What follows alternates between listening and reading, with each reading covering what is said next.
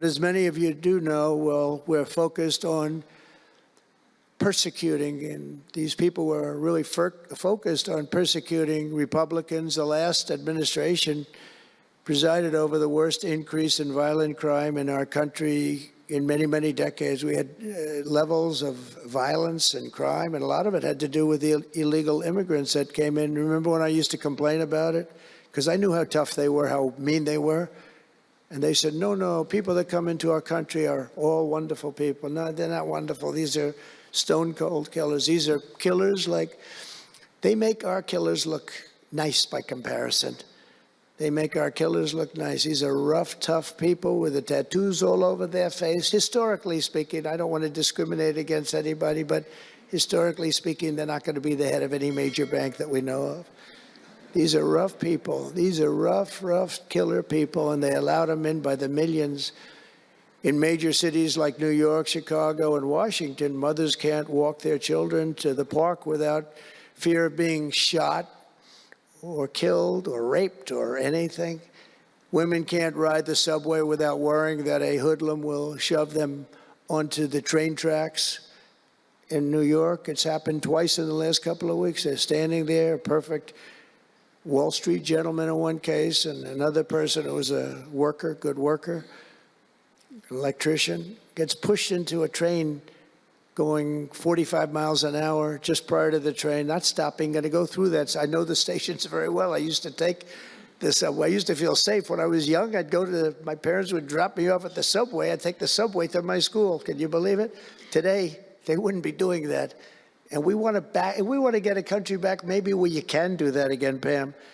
But it's so sad to see what's taking place. Under the Biden regime, average monthly homicides increased by 14%. Property crime rose tremendously. Violent crime went up at least 37% that they know of. Rape soared by 42%. Car theft rose by 48%. And robberies surged to 63 to 100%. They don't even know what the number is. And I have no higher mission as President of the United States than to end this killing and stop this law-breaking and to making America safe again. And that's what you're all about in this room. We want to protect Americans, and we protect everybody that's in our country, American or not American. We want to have a safe and proud country. We're joined today by dozens of police officers, sheriffs and sheriff's deputies from all across the country. My message to these law enforcement heroes is simple. With me in the White House, you once again have a president who will always have your back, will always have your back.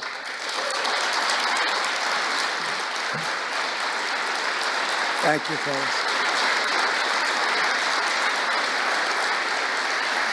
Thank you. That's a lot of good-looking people. I will tell you, I feel safe. I'm glad you're in the room. I feel even safer. It's a lot of great people. On day one, I signed an executive order directing Attorney General to ensure that anyone who murders a police officer immediately, with as fast a trial as we can have, gets the death penalty.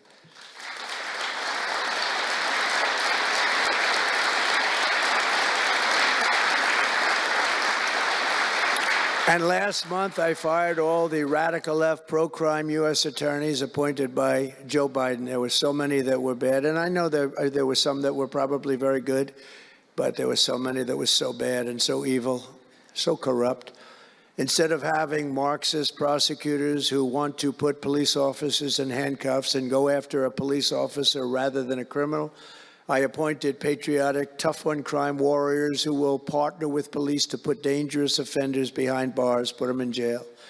We're fully reviving 1033 program to provide state and local law enforcement with surplus military equipment that we have so much of it. I did it in my last administration, and I remember Obama wouldn't do it. He wouldn't do it before me, would not do it, because he thought it made them look too strong, too military. I said, no, that's what I want them to look like. I want them to look strong.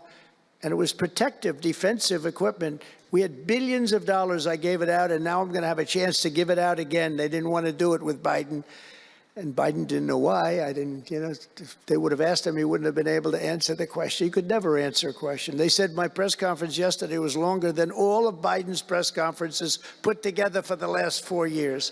And I don't know if that's true, but it was close. And perhaps most importantly, we're securing our border and repelling the invasion of America. We have, you see the numbers have come down. So, and Tom Homan and Christie have been incredible. Christie Noem, secretary, she's done great. And Tom Homan is, I don't know if Tom Homan's here, but wherever he may be, I think he's chasing people out of our country. If he was here, I'd almost be disappointed. What are you doing, Tom? But he's a fantastic guy, and he's a brave guy.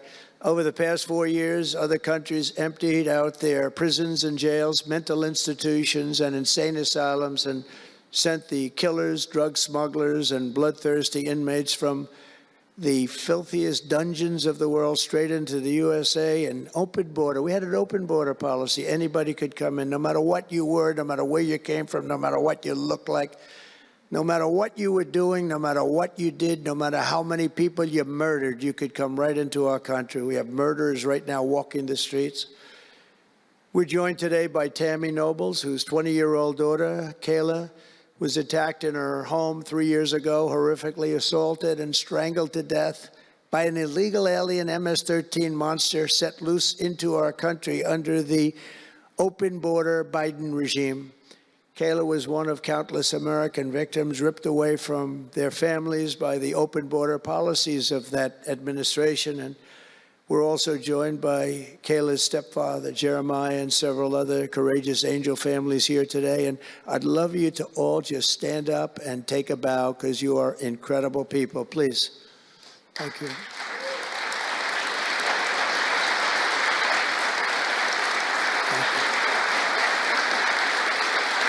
Thank you.